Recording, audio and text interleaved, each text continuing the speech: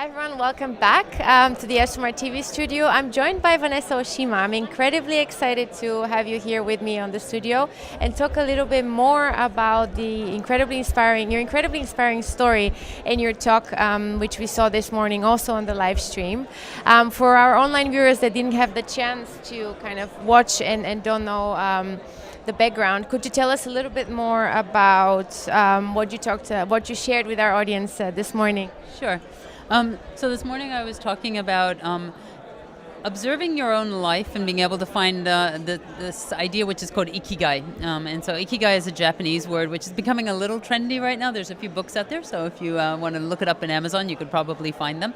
But Ikigai is more than just purpose. It's about putting content and meaning in behind your life. And to be able to find Ikigai, you have to answer 4 questions.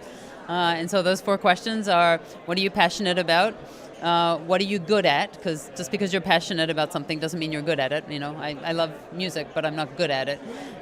What is it that the world needs? And then what is the world willing to pay for? And so if you put those 4 things together, you can find your purpose and your meaning for being, because you've got something you're passionate about, something you're good at, something the world needs, and something somebody's willing to pay you for.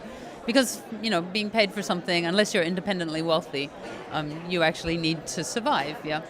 And the reason I came across Ikigai was last year I was diagnosed with cancer, and I was trying to find my own purpose again, and my own why am I here? Because everything, when you get sick, you start to question everything. And as I was going through this, I thought, you know what? I'm a researcher, and when I was trying to ask these 4 questions of myself, I found it really hard to answer. And it was like when you ask a consumer something directly, like, you know, what kind of music do you like? And they're like, it depends. And they don't know how to answer. And I thought to myself, when consumers don't know how to answer, we actually have all these research tools that help them answer. And so I thought, why not use the research tools on myself to help myself find the answer? So that was kind of the start of the talk, was talking about how I used all the different research tools to find my own Ikigai.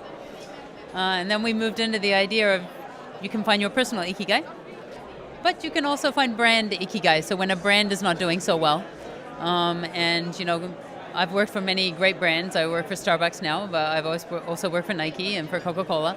And you know, sometimes when brands are not doing so well, we're like, what's going on? And Ikigai is the idea that you can live longer. It's about a long life. Japanese people live long lives, and the secret of the Japanese long life is Ikigai. Also, too, Japan has the most brands that are over 100 years old. It's like companies and brands that are over 100 years old. So they have Ikigai. So then I was kind of talking about brand Ikigai, not just personal Ikigai. Yeah. So that's, in a nutshell, kind of what the talk was about. Yeah. I think it's incredibly inspiring that you managed to translate a personal challenge into a professional work. Oftentimes, you know, people split the 2 areas in a very different way. But you also took inspiration from market research and translated it into your personal life as well. And how has the journey been ever since? You started the project. Has your professional life also changed? How has it been since then?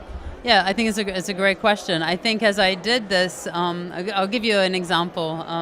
Of course, I had cancer, and I was thinking, I hate cancer, and I was really sad about it, and I used to wake up and I would cry, and it would be like, what's going on, and things like that. And I've never been the cry person. I'm always the happy, optimistic, but it changed me a lot.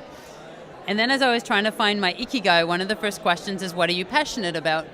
And so one of the research techniques that I used was, it's called #me. So you find find photographs where you're really happy, where you really enjoyed things, and then look at that photograph and put 30 hashtags on it. And you say, why 30? And it's like, because that's the minimum that you can put on for Instagram. That's the maximum, for Instagram. So typically you can put 5 to 10 really easily. You look at a picture and you go, oh, #family, oh, #friends, #whatever. But if I tell you to put 30, then you actually have to go a bit deeper. And so I had all these pictures, and I put all these hashtags on them. And then I brought them together, and I said, okay, what is common? And the word cancer kept coming up. And these are supposed to be photos when I'm happy. And so I'm like, why is cancer coming up when I'm taking all these happy photographs? And that's because for 6 years I'd been helping a friend with cancer, and I'd been helping raise money for cancer and things like that. So one of the big learnings for me when I started to do this was sometimes the things that you think are not important are actually important. Sometimes you think that, and so to keep your mind very open and just let the techniques and the research, guide you. Often we already think we know the answer, but these research techniques, and I'm so fortunate to have these techniques, and every single one of us in the community has this, right? Yeah, so, being able to apply it, sometimes we're waiting and we just keep doing the same old, and in the same way. But actually, yeah. So if everybody has these toolkits, then what kind of reactions, or how have people kind of really connected with you on this story and on this approach? Yeah, so it was amazing after the talk just now. Many people came up to me and said, you know what, my wife had cancer, or my family has been touched by cancer, my daughter has cancer, these kinds of things.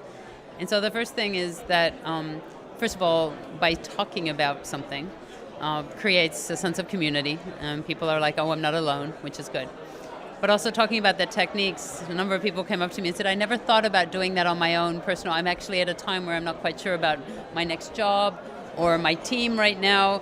We're kind of a bit lost because, our company's going through a restructure, and we need to think about how we survive. Because remember, Ikigai is about long life. Yeah. And so how do you as a team survive as a long, if we're thinking, oh, my team is in jeopardy or my brand is in jeopardy, how do we survive? And so, a lot of people, it was very nice for me to hear people say, hey, I found this kind of helpful. And so now we've got this framework. So I started with it on myself, but I also run my own company, and we've got this kind of framework that we're starting about finding brand Ikigai, the 4 steps. And let's see if we can help people have brands that last for 100 years and not be Kodak. Absolutely, I love this. I really hope that you do. I'm sure that you do, because I feel inspired already just listening to it, and I'm sure people will be. Thank you so much for sharing this. Thank you for letting me join ESOMAR TV. Thank you very much, and enjoy the rest of the day. Thank you. Thank you.